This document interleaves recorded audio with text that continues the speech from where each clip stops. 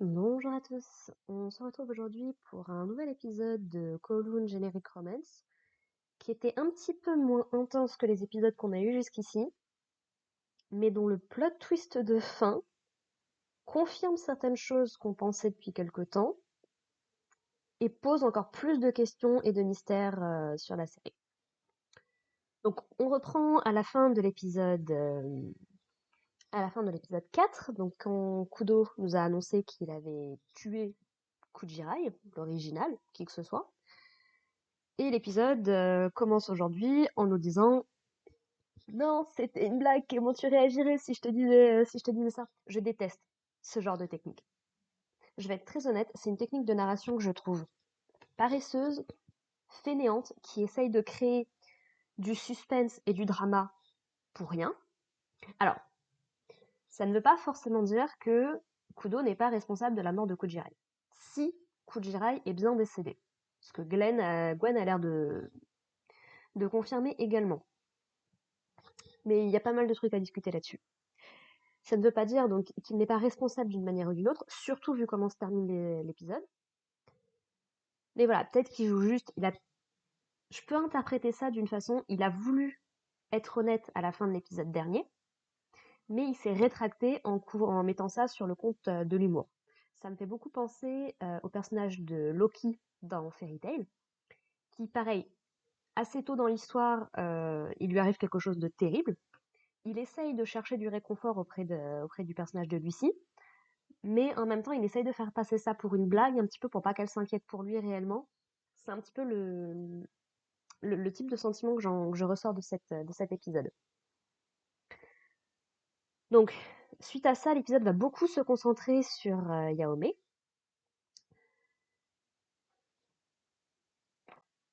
Donc, Kujira, il essaye un petit peu de s'intéresser un petit peu à l'appartement de Kujiraibi, comme elle l'appelle. Et notamment, elle remarque donc qu'elle a quelques livres dans sa bibliothèque, notamment une série de romans policiers qu'elle va commencer un petit peu à lire, elle va être assez rapidement touchée, intéressée par cette histoire. Et en fait, elle va passer la nuit à lire le premier tome, sauf que Kujaraibi n'avait pas le deuxième tome. Donc elle va demander un petit peu à Kudo s'il connaîtrait pas une librairie un petit peu où potentiellement elle pourrait trouver des livres japonais. Puisque je rappelle que Kujirai et Kudo, à la base, sont japonais, mais vivent en Chine. Je crois que j'avais cru comprendre que c'était du côté de Hong Kong, Kowloon, quelque chose comme ça. Donc voilà, elle essaie un petit peu de trouver des livres qui viennent un petit peu d'ailleurs. Et donc du coup, Kudo accepte et l'amène jusqu'à une librairie. Yaoi les accompagne puisque elle est persuadée que Kudo effectivement a bien tué Kujirai. Et donc il est super dangereux, il faudrait peut-être mieux que Kujirai s'en éloigne. Et du coup, elle les accompagne tous les deux. Elle souffle vraiment le chaud et le froid avec Kudo, quoi. Elle est vraiment cette amie. Tu fais du mal à ma pote, mon gars, tu vas t'en mordre les doigts. J'aime beaucoup son personnage, elle est très sympathique. Et donc voilà, donc il leur donne un petit parapluie parce que par là où ils vont passer, les canalisations sont un petit peu déconnantes.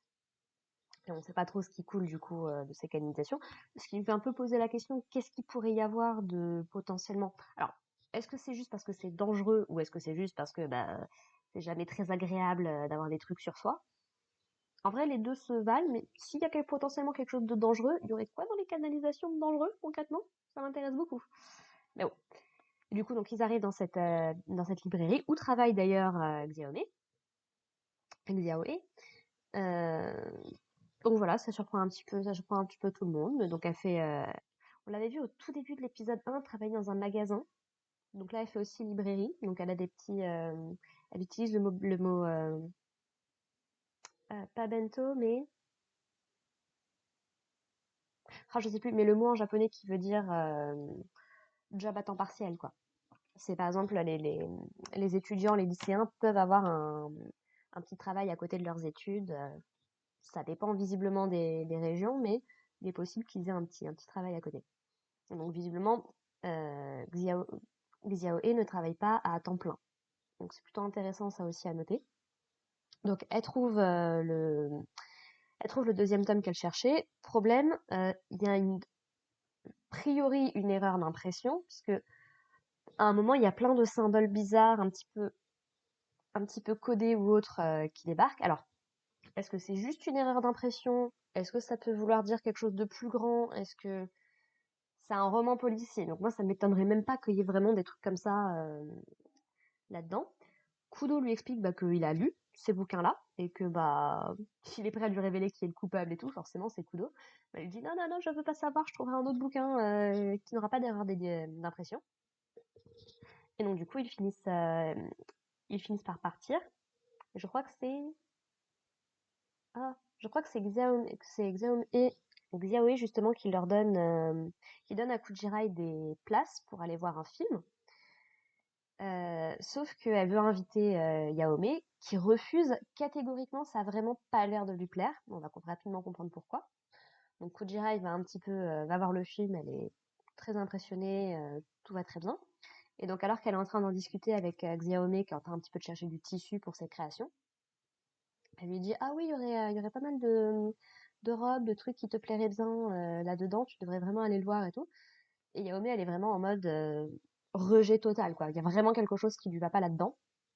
Et on va très vite comprendre pourquoi, puisque alors qu'elle est en train de rentrer chez elle un petit peu en panique, on découvre un petit peu plus de son passé, notamment la raison pour laquelle est-ce qu'elle a fait de la chirurgie esthétique sur tout son corps. C'est qu'en fait, donc, elle était la fille, visiblement, d'une actrice assez célèbre, l'actrice justement qui jouait dans ce film. Et en gros, sa mère a un petit peu cherché à la faire ressembler à elle, quoi.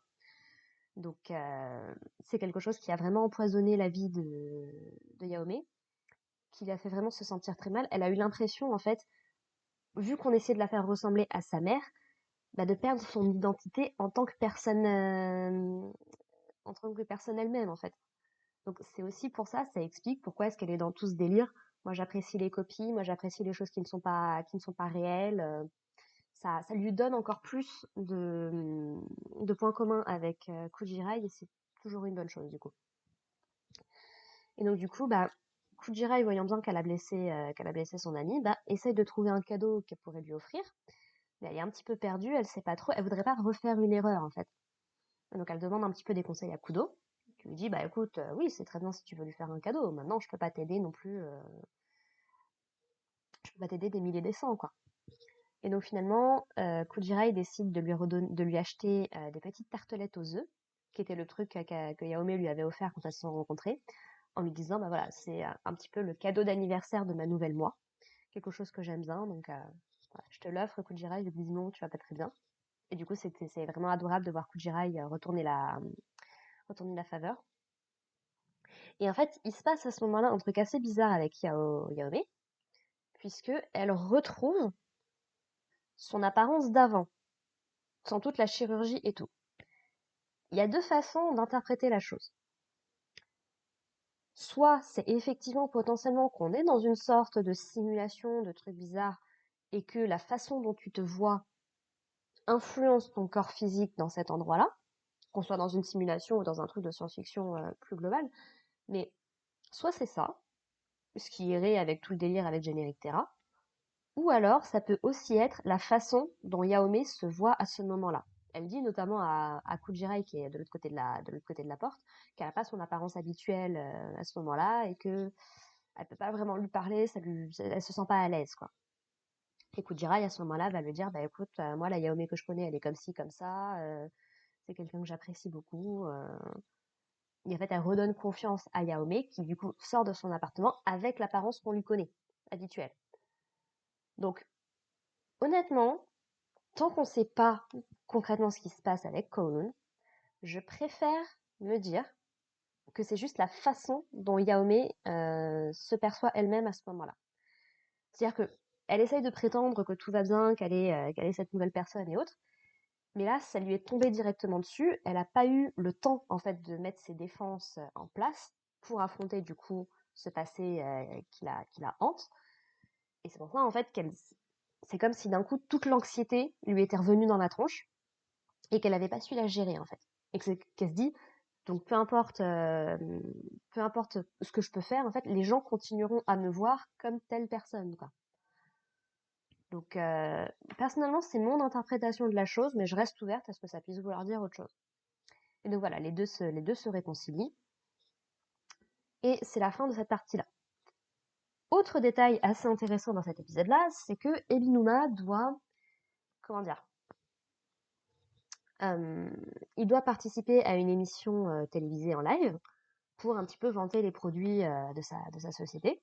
Sauf qu'en fait, il va être confronté à un gars qui essaye de lui dire non, mais t'as toujours une pierre d'argent dans la bouche, t'es riche et tout, tu sais pas, tu connais pas les struggles, les défis que les gens normaux doivent affronter. Et notamment, il explique que, enfin, il explique un petit peu que tout ce qu'on a hérité, parce que lui a hérité du coup de la compagnie de son père, ce qu'on hérite des autres n'est pas forcément quelque chose de positif. Et Yahomé faisait écho à ça en disant que quand on te donne quelque chose, on te prend aussi quelque chose. C'est quelque chose qui me rappelle beaucoup, par exemple, Kingdom Hearts Chain of Memories, où Sora, pour retrouver certains souvenirs, doit en perdre d'autres. Donc, une thématique que j'aime beaucoup. Et ça pose la question, qu'est-ce que Ebinuma a pu gagner ou a pu perdre? Il y a pas mal de symbolique autour du serpent, autour de ce personnage-là. Et en fait, il a tellement, comment dire, mal géré cette interview, ce truc télévisé, que son père va l'appeler et va lui demander de venir le voir tout de suite pour qu'il règle un petit peu ses comptes. Et l'épisode se termine un peu là-dessus. Et puis d'un coup, on a Kudo qui est en train de faire un rêve de Kujirai, de quand ils étaient ensemble, quand ils ont visité justement le café où Gwen travaillait, où il lui a offert du coup de la pastèque, tout ça de ça. Et en gros, Kujirai et Kujiraibi mentionnent dans cet épisode le fait qu'elles veulent découvrir toutes les petites manies, tous les petits trucs par rapport à Kudo qu'elles ne connaissent pas encore. Et en gros, Kudo va un petit peu expliquer à Gwen que bah, à la base, quand il est venu à Kowloon, de par la succursale japonaise, bon, s'il n'en pensait pas grand-chose, quoi, mais que petit à petit, il a appris à aimer la ville. Et Gwen va lui dire, du coup, faire écho aux paroles de Kujiraibi, en lui disant que il est amoureux de Kowloon, en fait, de la ville en tant que telle, quoi. Et c'est à ce moment-là que Kudo se réveille, est en panique totale. Mais vraiment, il est en train de perdre l'esprit, concrètement. Donc, est-ce que cette scène est liée, ou ce qui se rapporte à cette scène est lié à la potentielle mort de Kujirai? C'est très difficile à dire pour le moment, mais c'est la première fois qu'on voit Kudo dans cet état-là. Donc, clairement, il y a quelque chose qui le touche. Gwen, d'ailleurs, avait dit à Kujirai, il avait un petit peu fait passer le message qu'il allait venir le voir un de ces jours. Bon, pour l'instant, ça s'est toujours pas passé, donc on attend. Mais ouais, il y a l'air d'y avoir encore de la bisbille entre les deux, quoi. Ils étaient peut-être amis par le passé, mais visiblement, ce qui s'est passé avec Kujirai, il y a encore du ressentiment, il y a quelque chose encore qu'on ne sait pas. Et un truc important dans cet épisode-là, c'est que il commence à y avoir des tremblements de terre. En tout cas, on voit surtout Kujirai et Xiaohe les ressentir, se rendre compte qu'il y a quelque chose. Alors, le reste du monde reste assez tranquille. Moi, j'ai envie de me dire, ça peut signifier quelque chose de plus, puisqu'on sait que Kujirai et Xiaohe, d'une manière ou d'une autre, sont liés à ce qui se passe à Kowloon, puisque Xiaohe, elle avait mentionné le fait que la dernière fois aussi, elle voulait pas quitter Kowloon. Donc, elle fait partie de ces personnages potentiellement à surveiller, enfin à surveiller de base, mais est-ce que toutes les autres personnes qui ne remarquent, qu'on ne voit pas réagir au séisme ont quelque chose de particulier à nous raconter, ou est-ce que c'est juste que nous sommes en Asie, les tremblements de terre c'est quand même quelque chose d'assez commun, de rien. Enfin, je sais qu'en tout cas au Japon, ils ont tout un protocole fait exprès pour ça. Donc voilà, la question c'est est-ce que ça veut dire plus que ce qu'on nous dit maintenant, ou est-ce que c'est juste pour nous dire bon bah oui, c'est un séisme quoi. Jusqu'ici on en a trois, on en a trois par jour, normal quoi. Les deux explications sont valables. Encore une fois, je penserais plutôt vers la deuxième, tant que j'ai pas de preuve que ça peut vouloir dire quelque chose de plus. Mais c'est là où on arrive vraiment au moment très intéressant. C'est que à la fin de l'épisode, alors qu'on voit Ebinuma qui est dans son bureau et ses servantes qui ont l'air d'être assez inquiètes à côté, on a Gwen qui arrive avec une espèce de taxi à Kowloon. Le gars lui dit, vous savez, il n'y a pas grand-chose à trouver à Kowloon, je comprends pas vraiment trop ce que vous allez faire là-bas. Et Gwen lui dit, bah ça dépend pour qui, ça dépend pour qui. Et donc, alors qu'il est en train d'y aller, donc alors qu'on voit à la base Kowloon normal, il y a un shift d'un coup et on voit Kowloon à moitié détruite. Ça peut vouloir dire beaucoup de choses. Déjà, est-ce qu'on est dans le passé de l'animé ou est-ce qu'on est dans le présent de l'animé? Parce que ça, déjà, ça peut vouloir changer beaucoup de choses. Si on est dans le présent de l'animé, ça veut dire que c'est un nouveau Gwen qui est en train d'arriver dans la ville. Ça veut dire que le Gwen actuel qui est avec Ebinuma et qui sait des trucs va disparaître pour être remplacé par ce nouveau Gwen. Si on est dans le passé de l'animé, ça peut être le moment où le Gwen qu'on connaît actuellement est arrivé à Kowloon et a fait disparaître son double. Ça peut vouloir dire deux trucs différents, puisque on voit Ebinuma qui a l'air de pas être super jouasse juste avant. Donc, est-ce que c'est parce qu'il sait ce qui va se passer et qu'il va perdre son pote maintenant? Ou est-ce que c'est l'état qu'il était avant que Gwen n'arrive? Ça peut vouloir dire deux trucs, parce que si c'est dans le présent, encore une fois, on sait que son père vient de le convoquer parce que sa prise de parole était pas top. Est-ce qu'il lui a pas demandé de sacrifier sa relation d'une manière ou d'une autre, ce qui expliquerait l'allure un peu inquiète de ses servantes? C'est possible. Et surtout, Kowloon étant détruite,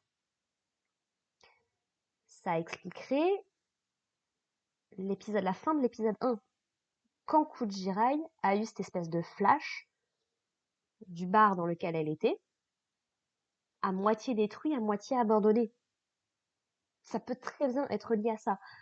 Ça peut vouloir dire plusieurs choses. Est-ce que c'est comme si, s'ils sont dans une simulation, la simulation avait shifté très brièvement pour nous montrer en fait la vérité du truc, ou est-ce que c'est des souvenirs qu'elle a eus?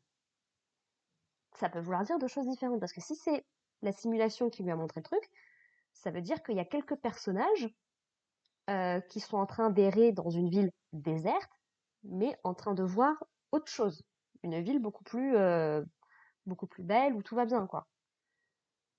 Autre théorie, les séismes sont en train d'arriver.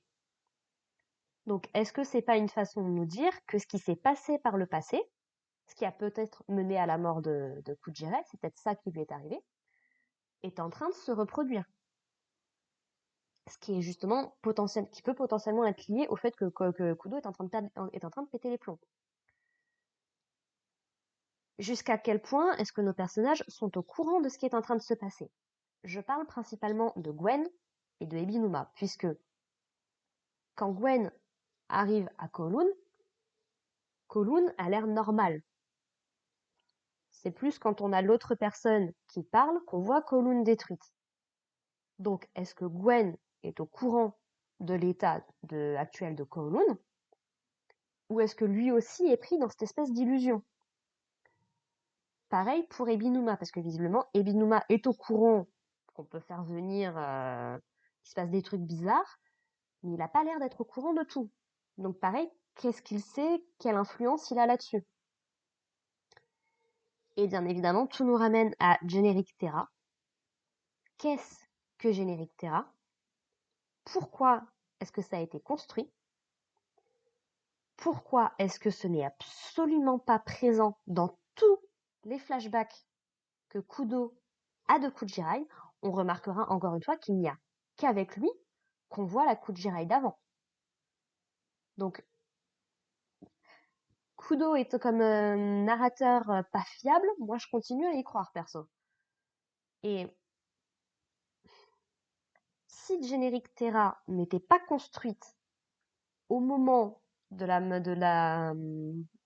potentiellement de la mort de la Kujirai qu'on connaît, et si Générique Terra est lié au souvenir, est lié à une espèce d'illusion ou de réalité alternative, comment est-ce que Kujirai a pu venir au monde d'une manière ou d'une autre, notre Kujirai à nous?